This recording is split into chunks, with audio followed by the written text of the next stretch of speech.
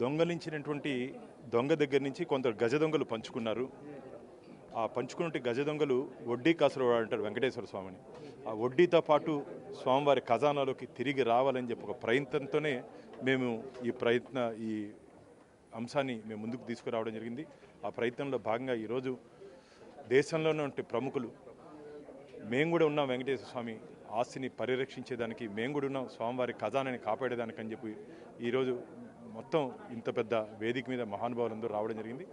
నేను అదే చెప్తున్నా, రాబో రోజుల్లో తొందరలోనే ఎవరెవరు తప్పు చేస్తారో అందరినీ స్వామివారి ముందు, శ్రీవారి భక్తుల ముందు నిలబెట్టబోతున్నాం.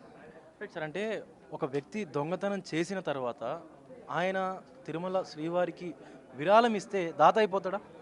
అదే కదా మా విహెచ్పి రవణ చెప్పారు. దొంగలించినటువంటి దొంగని ఈరోజు దాతగా మార్చినటువంటి పరిస్థితి గతంలో జరిగింది.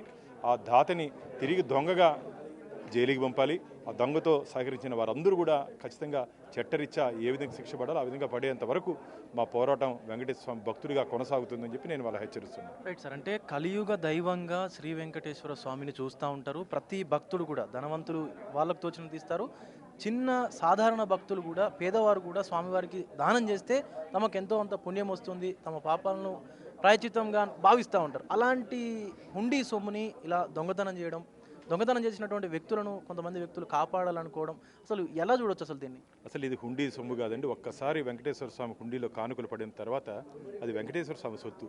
వెంకటేశ్వర స్వామి సొత్తుని కాజేటువంటి దొంగల్ని కాపాడే ప్రయత్నం కొందరు చేశారు. అది మహాపాపంగా మేము భావిస్తున్నాం. రాబో రోజుల్లో ఈ పాపానికి పరిహారం కూడా చెల్లించుకోబోతారు. గత ప్రభుత్వంలో కొన్ని అవకతవకలు జరిగాయి. లడ్డూకు సంబంధించినటువంటి అంశం తీసుకున్నట్టయితే కల్తీ నెయ్యి వాడారని చెప్పేసి ఆరోపణలు వచ్చాయి. దానికి సంబంధించినటువంటి కేసులు అయ్యాయి.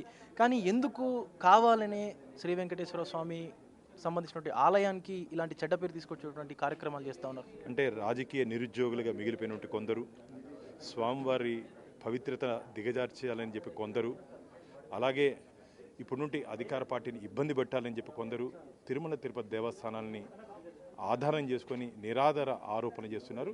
వారందరికీ స్వామివారి గట్టిగా శిక్షించే రోజు దగ్గరలోనే ఉంది.